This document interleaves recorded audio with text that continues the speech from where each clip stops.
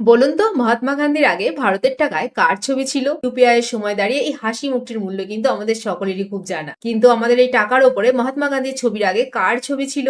৯৯% মানুষই জানেন না সঠিক উত্তরটি। ১৯৪৭ সালে ভারতীয়দের ইংরেজদের শাসন থেকে তো মুক্তি মিলেছিল, কিন্তু টাকার উপরে ছবি ছিল ইংরেজের। মহাত্মা গান্ধী ছবির আগে ভারতীয় নোটে গ্রেট ব্রিটেনের কিং জর্জ 6 এর ছবি ছিল। ব্রিটিশ শাসনের পর সরকার ১৯৪৯ সালে প্রথমবার নতুন ডিজাইনের নোট চালু করে, আর নোটে ছিল অশোক স্তম্ভের ছবি। ১৯৬৯ সালে আরবিআই প্রথমবার গান্ধীজির ছবি লাগানোর নোট চালু করেছিল, আর ছবিটি ছিল গান্ধীজি সেবাগ্রাম আশ্রমের সামনে বসে রয়েছে। গান্ধীজির এই হাসিমুখ ১৯৮৭ সালে ভারতীয় প্রত্যেকটি নোটে ছাপা শুরু হয়। ১৯৮৭ সালের অক্টোবর মাসে প্রথম ৫০০ টাকার নোট চালু হয়েছিল, যেখানে গান্ধীজির হাস্যোজ্জ্বল এই মুখটি ছিল। কিন্তু ধীরে ধীরে নোটের ডুপ্লিকেটিং টেকনিক অনেক বাড়তে থাকে, যার কারণে পুরোনো সিকিউরিটি ফিচারকে দুর্বল মনে করা হয়। পরে নিয়ে আসা হয় নতুন সিকিউরিটি ফিচার এবং ১৯৯৬ নতুন সিরিজকে ইন্ট্রোডিউস করা হয়। এখানে চেঞ্জ করা হয় ওয়াটারমার্কস, সাইড মেটালিক স্ট্রিপ এবং লেটেন্ট ইমেজ। আর এই নতুন সিরিজের নাম দেওয়া হয়েছিল মহাত্মা গান্ধী সিরিজ। এই সবকিছু কি আপনাদের আগে জানা ছিল, না আজ নতুন কিছু জানলেন? অবশ্যই কিন্তু কমেন্টে জানাবেন।